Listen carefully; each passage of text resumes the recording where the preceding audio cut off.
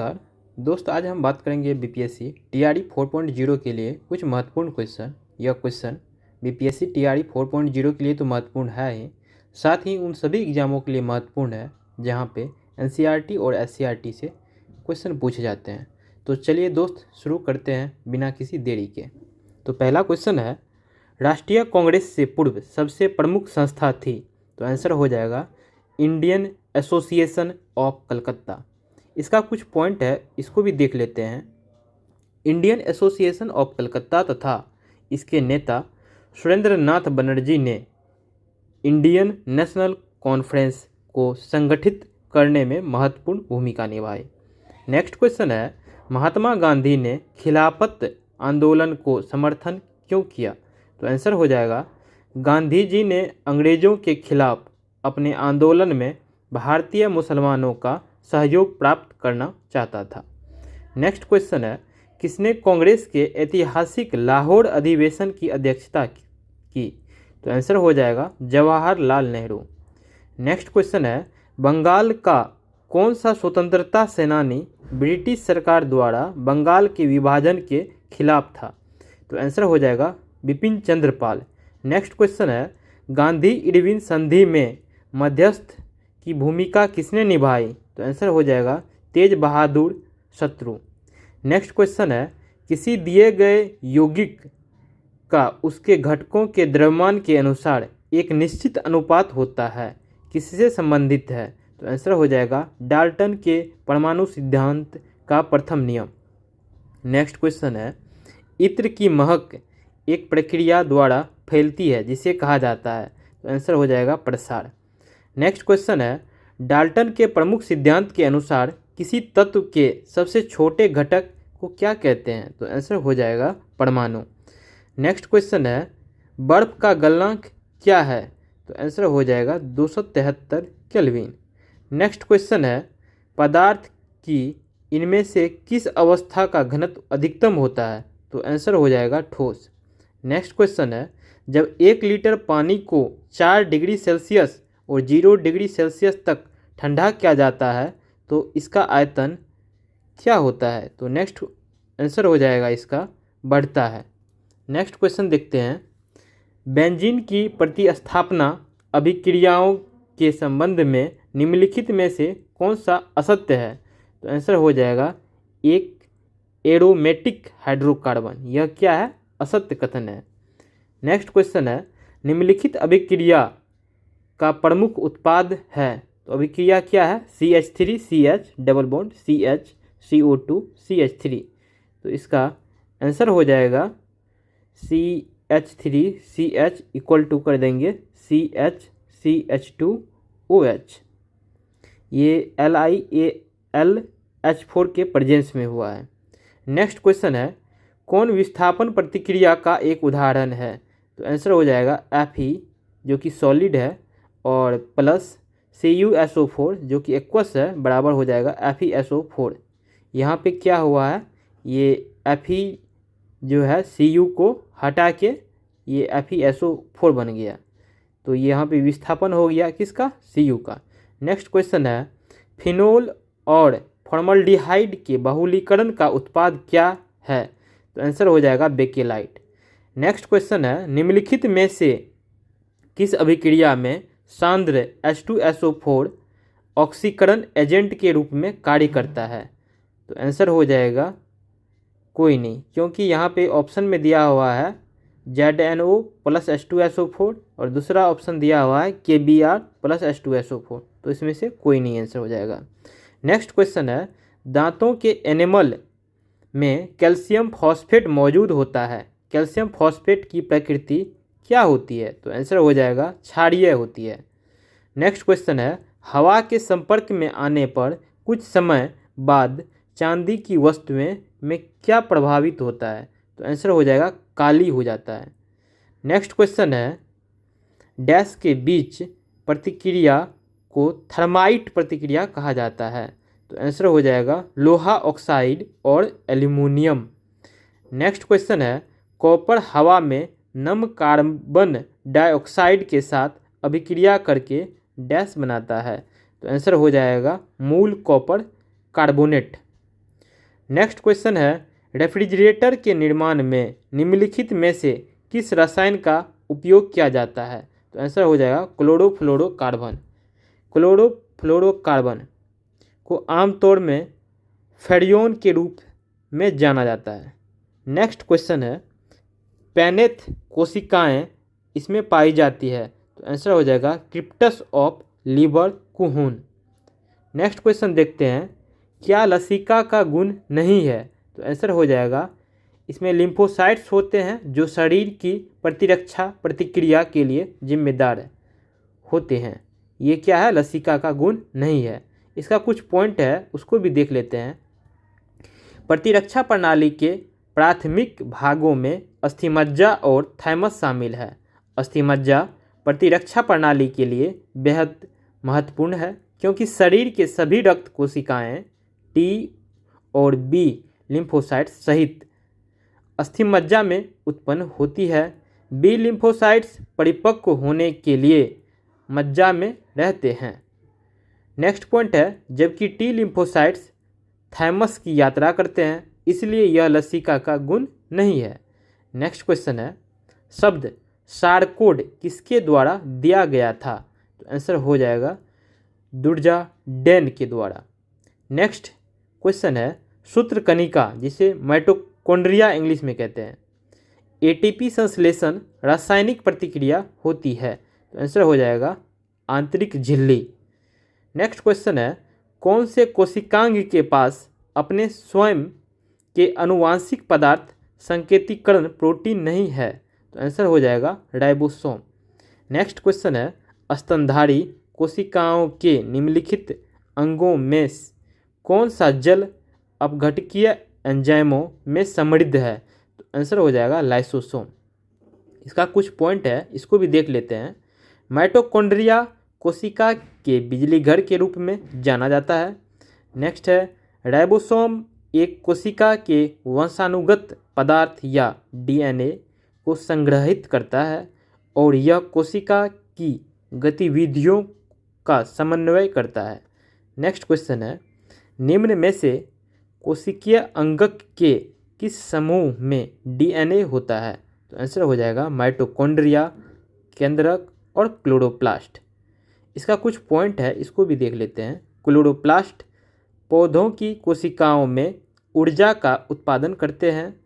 Next point है कोशिका के कोशिका द्रव में केंद्रक के समीप कुछ थैलीनुमा कोशिकांग पाए जाते हैं। इन्हें गोल्जिका या गोल्जी बॉडी कहते हैं। यह पुटिकाओं में प्रोटीन और लिपिड पहुंचाता है।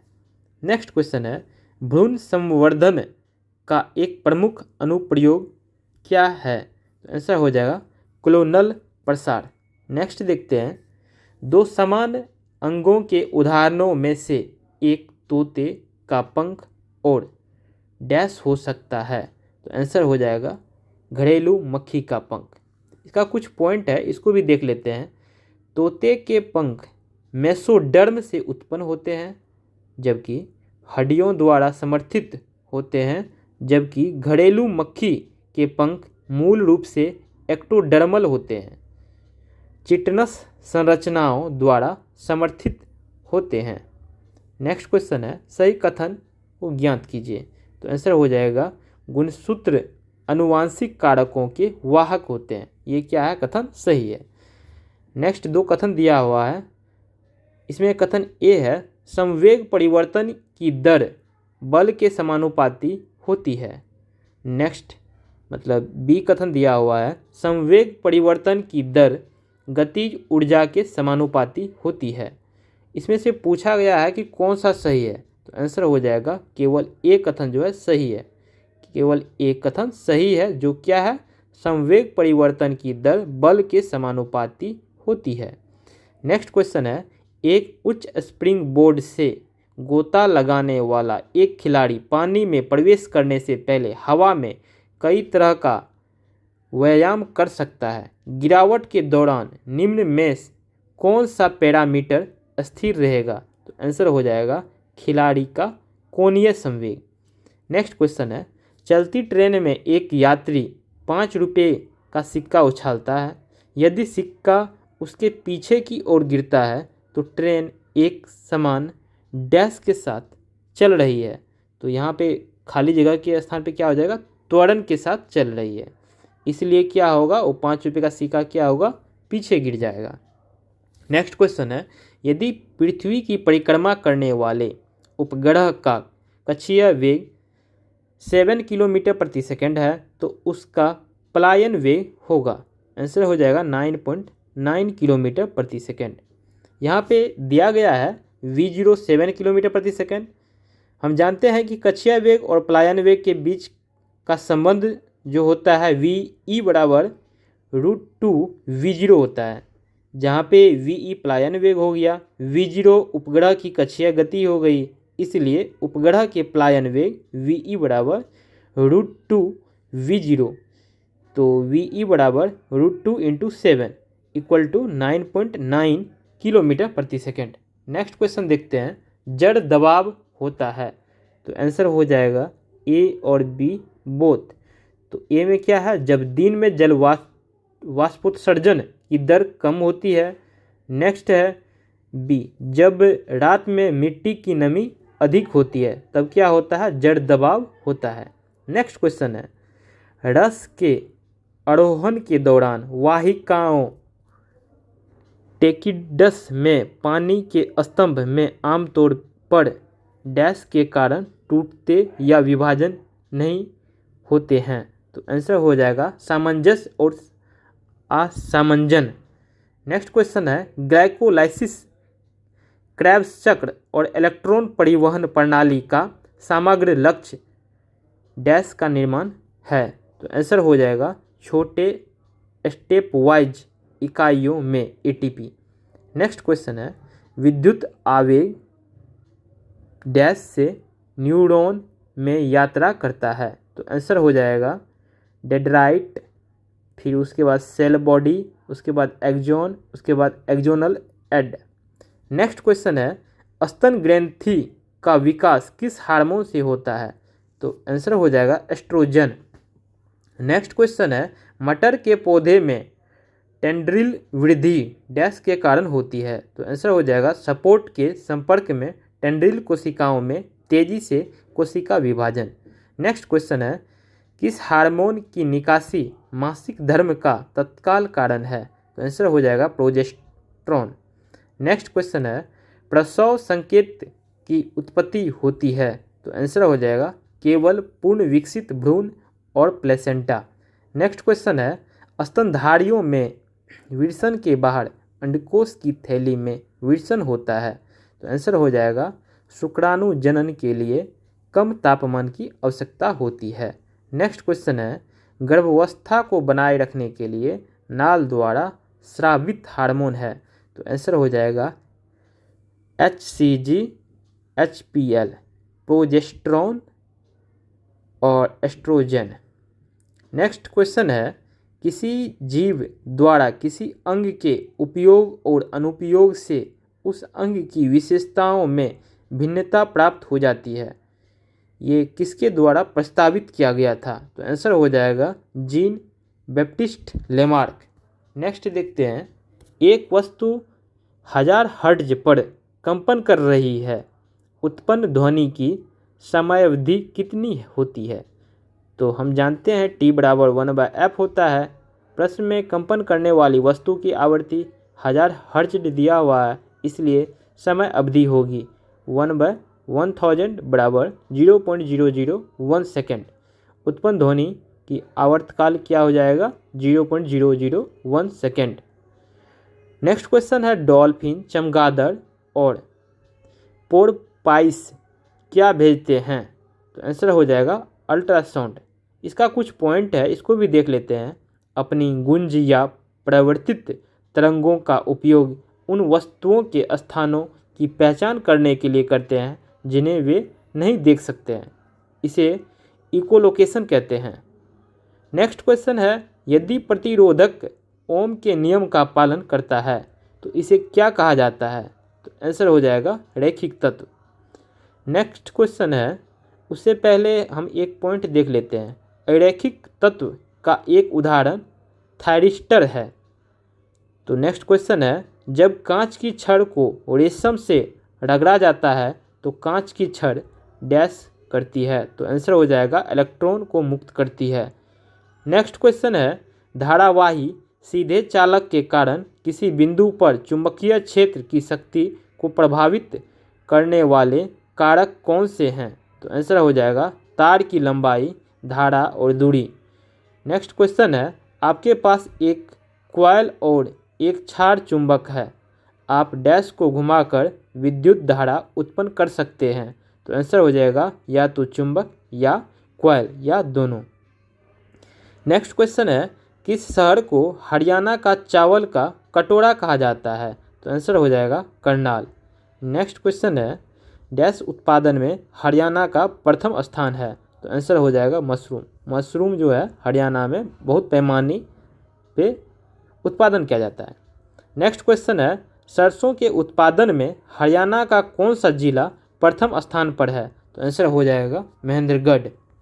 नेक्स्ट क्वेश्चन देखते हैं, द्रव्यमान m और त्रिज्या r के गोलाकार खोले के केंद्र पर गुरुत्वाकर्षण क्षेत्र की तीव्रता होगी।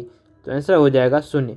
नेक्स्ट क्वेश्चन है, कौन सा कानून कहता है कि ब्रह्मांड में प्रत्येक दूसरी वस्तु को एक बल के साथ आकर्षित करता है जो उनके द्रव्यमान के गुणनफल के अनुक्रमानुपाती है और उनके बीच की दूरी के वर्ग के व्युत्क्रमानुपाती है। तो आंसर हो जाएगा गुरुत्वाकर्षण का सार्वभौमिक नियम। नेक्स्ट क्वेश्चन है, एक अनोखे ग्रह पर एक अंतरिक्ष यात्री ने पाया कि गुरुत्वाकर्षण के कारण त्वरण पृथ्वी की सतह पर दोगुना होता है। कौन इसका वर्णन कर सकता है। तो आंसर हो जाएगा ग्रह का द्रव्यमान और त्रिज्या दोनों पृथ्वी की तुलना में आधे हैं। नेक्स्ट क्वेश्चन है, यांत्रिक ऊर्जा को विद्युत ऊर्जा में परिवर्तित करने के लिए प्रयुक्त उपकरण को एक कहा जाता है। तो आंसर हो जाएगा डायनेमो। नेक्स्ट क्वेश्चन है, जब 5 kg की वस्तु पर 50 न्यूटन का बल लगाया जाता है तो यह 5 मीटर की क्षैतिज दूरी को तय करता है। इस स्थिति में किए गए कार्य की मात्रा की गणना करें। तो आंसर हो जाएगा 250 जूल। यहाँ F बराबर 15 न्यूटन है, विस्थापन S, डिस्प्लेसमेंट जो है 5 मीटर है और थीटा 0 है। क्योंकि बल गति की दिशा में है इसलिए किए गए कार्य की मात्रा बराबर हो जाएगा Fs cos थीटा। यहाँ वर्क बराबर हो जाएगा 50 × 5 बराबर 250 जूल। नेक्स्ट क्वेश्चन है, सुरेश अध्ययन के लिए एक टेबल लैंप खरीदता है। टेबल लैंप 16 सेकंड में 960 जूल विद्युत ऊर्जा की खपत करता है। शक्ति क्या है। तो आंसर हो जाएगा 60 W। इसका कुछ पॉइंट है कैसे सॉल्व किया गया इसको भी देख लेते हैं। कार्य करने की दर को शक्ति कहते हैं। P बराबर हो जाएगा W/T, जहाँ P बराबर शक्ति, W बराबर किया गया कार्य और T बराबर समय है। समय बराबर 16 सेकंड, किया गया कार्य बराबर लैंप द्वारा खपत की गई ऊर्जा। तो 960 जूल है तो शक्ति बराबर हो जाएगा 960/16 बराबर 60 जूल पर सेकंड, तो 60 वाट हो जाएगा। तो दोस्तों यह कुछ महत्वपूर्ण क्वेश्चन था जो कि एग्जाम पॉइंट ऑफ व्यू से काफ़ी महत्वपूर्ण था। ये स्पेशली BPSC TRE 4.0 के लिए है और उन सभी एग्जामों के लिए महत्वपूर्ण है जहाँ पे NCERT और SCERT से क्वेश्चन पूछे जाते हैं। तो दोस्तों इस वीडियो में इतना ही, तब तक के लिए थैंक यू सो मच।